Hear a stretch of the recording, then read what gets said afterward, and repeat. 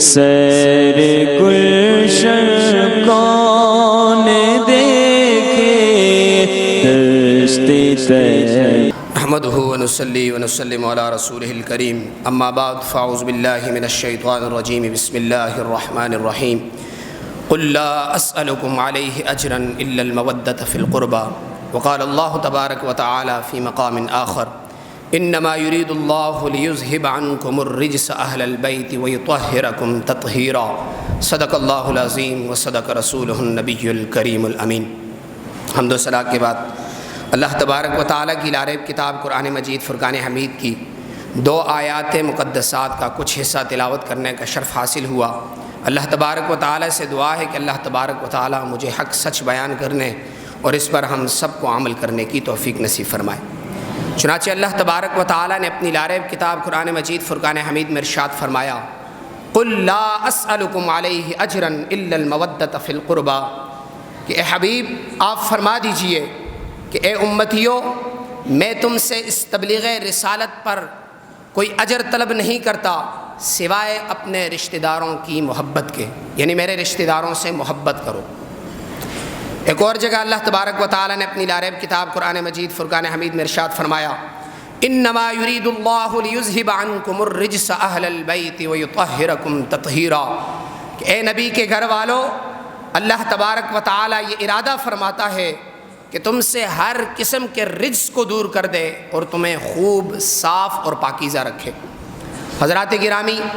سب سے پہلے تو ہمیں یہ پتہ ہونا چاہیے کہ یہ آیت تطہیر نازل کہاں پر ہوئی اور اس سے کون لوگ مراد ہیں۔ تو یہ آیت تطہیر حضرت ام سلمہ رضی اللہ تعالی عنہ کے گھر پر حضور علیہ الصلوۃ والسلام پر نازل ہوئی۔ بعض مفسرین و محدثین ذکر کرتے ہیں کہ اس آیت تطہیر سے مراد صرف 5 تن پاک ہیں، اس کے علاوہ اور کوئی بھی نہیں۔ وہ یہ دلیل دیتے ہیں کہ جب یہ آیت کریمہ نازل ہوئی تو حضور علیہ الصلوۃ والسلام نے 5 تن پاک کو، یعنی حضرات حسنین کریمین حضور علیہ الصلوۃ والسلام، حضرت فاطمہ الزہرا رضی اللہ تعالیٰ عنہ اور حضرت علی رضی اللہ تعالیٰ عنہ کو بلایا اور اپنی چادر تطہیر ان پر اوڑھی اور فرمایا اے اللہ یہ میرے اہل بیت ہیں، ان سے ہر قسم کے رجس کو دور کر دے اور انہیں خوب صاف اور پاکیزہ رکھ۔ بعض مفسرین و محدثین فرماتے ہیں کہ اس آیت تطہیر میں 5 تن پاک بھی شامل ہیں اور ان کے ساتھ نبی کریم صلی اللہ علیہ وآلہ وسلم کی تمام اولاد پاک بھی شامل ہے، خواہ وہ بنو ہاشم سے ہو، خواہ وہ بنو عبد المطلب سے ہو، خواہ وہ آل عقیل سے ہو یا آل جعفر رضی اللہ تعالیٰ عنہم سے ہو، وہ تمام کے تمام اس میں شامل ہیں۔ دلیل یہ دیتے ہیں کہ ایک مرتبہ حضور علیہ الصلوۃ والسلام حضرت عباس رضی اللہ تعالیٰ عنہ کے گھر، جو کہ حضور علیہ الصلوۃ والسلام کے چچا ہیں، تشریف لے گئے اور حضرت عباس رضی اللہ تعالیٰ عنہ کے اور ان کے بیٹوں پر اپنی چادر تطہیر اوڑھ لی اور فرمایا اے اللہ یہ میرے اہل بیت ہیں، ان سے عذاب جہنم، ان کو عذاب جہنم سے اس قدر محفوظ فرما جس طرح ابھی میری چادر تطہیر میں محفوظ ہیں۔ اور سب سے معتبر قول جسے اکثر علماء کرام نے ذکر کیا وہ یہ ہے کہ اس آیت تطہیر میں نبی کریم صلی اللہ علیہ وآلہ وسلم کی تمام اولاد پاک بھی شامل ہیں، 5 تن پاک بھی شامل ہیں اور نبی کریم صلی اللہ تعالیٰ علیہ وآلہ وسلم کی تمام ازواج مطہرات بھی اس میں شامل ہیں۔ اتنے سارے اقوال آپ کے سامنے رکھنے کا یہ مقصد ہے کہ آج کے اس دور میں بھی کچھ ایسے لوگ ہیں جو اس آیت تطہیر سے صرف 5 تن پاک مراد لیتے ہیں اور کہتے ہیں کہ ازواج مطہرات اس آیت تطہیر سے خارج ہیں۔ تو جن مفسرین محدثین نے یہ ذکر کیا کہ اس آیت تطہیر میں ازواج مطہرات بھی شامل ہیں، وہ یہ دلیل دیتے ہیں کہ صاحب آیت تطہیر کا جو رکوع دیکھا جائے، جہاں سے رکوع شروع ہوتا ہے یا ایھا النبی قل لازواجک کے الفاظ سے قرآن مجید فرقان حمید حضور علیہ الصلوۃ والسلام کے توسل سے ازواج مطہرات سے مخاطب ہے۔ آیت تطہیر سے پہلی والی آیت مبارکہ دیکھی جائے تو یا نساء النبی لستن کاحد من النساء کے الفاظ سے قرآن مجید فرقان حمید ازواج مطہرات سے مخاطب ہے۔ آیت تطہیر کا شروع والا حصہ مراد دیا جائے، دیکھا جائے تو وقرن ما فی بیوتکن کے الفاظ سے قرآن مجید فرقان حمید ازواج مطہرات سے مخاطب ہے، اور آیت تطہیر کی بعد والی آیت کریمہ کو لیا جائے تو وَاذْكُرْنَ مَا يُتْلَىٰ فِي بُيُوتِكُنَّ کے الفاظ سے قرآن مجید فرقان حمید ازواج مطہرات سے مخاطب ہے۔ تو میں پوچھنا چاہتا ہوں کہ کس قاعدے اور قانون کے تحت ازواج مطہرات کو اس آیت تطہیر سے خارج مانا جاتا ہے؟ سامنے سے جواب آتا ہے کہ عربوں کا ایک قاعدہ ہے۔ یاد رکھیے گا، اصول شرع یہ ہے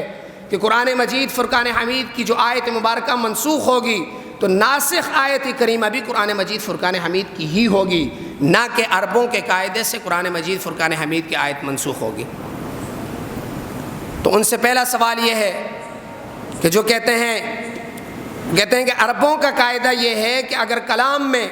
پیچھے سے مؤنثات کے صیغے چلتے آ رہے ہوں اور آگے مذکر کا صیغہ یا ضمیر آ جائے تو کلام کو مؤنث سے مذکر کی طرف پھیر دیا جاتا ہے، اسے التفات کہتے ہیں۔ اور یہاں پر بھی چونکہ پیچھے مؤنثات کے صیغے تھے،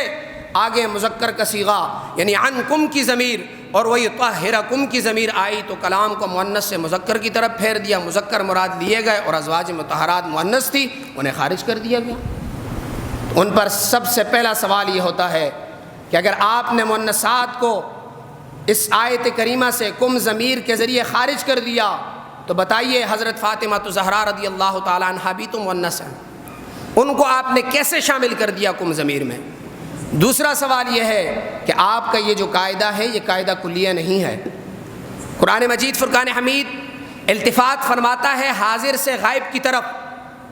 مؤنث سے مذکر کی طرف، مذکر سے مؤنث کی طرف، لیکن اس کا یہ مطلب نہیں ہے کہ پیچھے کا جو ترجمہ ہو اسے بالکل خارج کر دیا جائے، بالکل خارج سمجھا جائے۔ اس پر یہ دلیل ہے کہ جب حضرت ابراہیم علیہ السلام کی عمر مبارکہ 100 سال کی تھی اور ان کی اہلیہ حضرت سارہ رضی اللہ تعالیٰ عنہ کی عمر مبارکہ ایک روایت کے مطابق 85 سال اور ایک روایت کے مطابق 90 سال تھی، اللہ تبارک و تعالیٰ نے انہیں ان کے بیٹے یعنی حضرت اسحاق علیہ السلام کی خوشخبری دی تو حضرت سارہ رضی اللہ تعالیٰ عنہ نے تعجب فرمایا۔ تو قرآن مجید فرقان حمید نے کچھ یوں ذکر کیا، اتعجبین من امر اللہ رحمت اللہ وبرکاتہ علیکم اہل البیت۔ یہاں پر بھی التفات ہوا، پیچھے مؤنث کا صیغہ اتعجبین موجود ہے، آگے علیکم مذکر کی ضمیر موجود ہے، یہاں پر پیچھے کے ترجمے کو خارج نہیں کیا گیا۔ تمام مفسرین و محدثین کے نزدیک علیکم کی کم ضمیر سے مراد حضرت سارہ رضی اللہ تعالیٰ عنہا ہے۔ تو پتہ چلا کہ آپ کا جو عربوں کا قاعدہ تھا وہ یہاں پر ٹوٹ گیا۔ سب سے معتبر قول اس آیت تطہیر کی تفسیر میں یہ ہے کہ آیت تطہیر میں اکثر علماء کے نزدیک، جن کا نام میں فردن یہاں نہیں لکھ سکتا، امام فخر الدین رازی رحمۃ اللہ تعالیٰ علیہ نے جسے بھی ذکر کیا، امام ابن کثیر رحمۃ اللہ تعالیٰ علیہ نے جسے ذکر کیا، اور شاہ عبد الحق محدث دہلوی رحمۃ اللہ تعالیٰ علیہ جنہیں صرف 72 مرتبہ حضور علیہ السلام کا دیدار مبارک نصیب ہوا، انہوں نے بھی یہ ذکر کیا کہ اس آیت تطہیر سے نبی کریم صلی اللہ تعالیٰ علیہ وآلہ وسلم کی تمام اولاد پاک بھی مراد ہے، پنجتن پاک بھی مراد ہیں، اور ازواج مطہرات بھی اس میں شامل ہیں، کیونکہ ازواج تو پہلے بھی ان پر ازواج کا لفظ ہی بولا جاتا تھا۔ آیت تطہیر نازل ہوئی، وَيُطَهِّرَكُمْ کا اطلاق ہوا تو ازواج مطہرات پر مطہرات کا اطلاق ہوا تو نام پڑا ازواج مطہرات۔ تعجب اس بات پہ ہے کہ ازواج مطہرات وَيُطَهِّرَكُمْ تطہیرہ کی روشنی میں کہا جاتا ہے اور پھر کہا جاتا ہے کہ اس آیت تطہیر سے خارج ہے۔ علامہ حسن رضا خان علیہ رحمۃ الرحمن اس پر فرماتے ہیں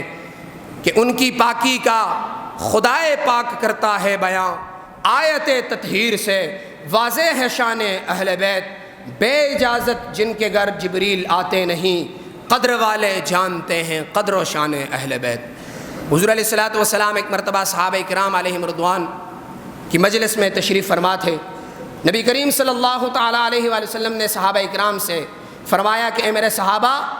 جب مجھ پر درود پڑھو، صلاۃ پڑھو تو صلاۃ بطیرہ نہ پڑھا کرو۔ صحابہ اکرام رضوان اللہ علیہم اجمعین نے دریافت کیا، رسول اللہ صلی اللہ علیہ وسلم صلاۃ بطیرہ کیا ہے؟ حضور علیہ السلام نے فرمایا جب تم کہو اللہم صلی علی محمد اور خاموش ہو جاؤ، یعنی آدھا درود پڑھو تو یہ صلاۃ بطیرہ ہے۔ جب بھی تم درود پاک پڑھو تو کہو اللہم صلی علی محمد وعلی آل محمد صلی اللہ علیہ وآلہ وسلم۔ اور ایک روایت میں یہ ہے کہ جب بھی تم درود پاک پڑھو تو کہو اللہم صلی علی محمد وعلی ازواجہ وذریتہ محمد صلی اللہ علیہ وآلہ وسلم۔ حضرت امام دہلوی رحمۃ اللہ تعالیٰ علیہ سے روایت ہے،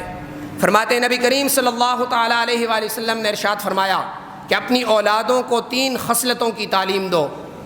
ایک مجھ سے محبت کی تعلیم دو،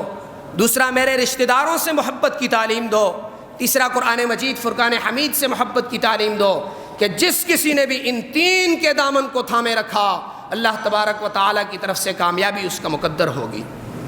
حضرت امام طبرانی اور امام ابو شیخ روایت کرتے ہیں کہ نبی کریم صلی اللہ علیہ وآلہ وسلم نے فرمایا کہ اللہ تبارک و تعالیٰ کے نزدیک 3 حرمتیں ہیں۔ صحابہ اکرام علیہم رضوان نے دریافت کیا رسول اللہ صلی اللہ علیہ وآلہ وسلم وہ 3 حرمتیں کیا ہیں؟ فرمایا ایک اسلام کی حرمت ہے، دوسرا میری حرمت ہے، تیسرا میرے رشتہ داروں کی، میرے اہل بیت کی حرمت ہے۔ جس کسی نے ان 3 کی حرمت کی حفاظت کی اللہ تبارک و تعالیٰ اس کے دین دنیا کی حفاظت فرمائے گا۔ حضرت امام دہلوی اور امام بیہقی رحمۃ اللہ تعالیٰ علیہ سے روایت ہے، فرماتے ہیں نبی کریم صلی اللہ علیہ وآلہ وسلم نے فرمایا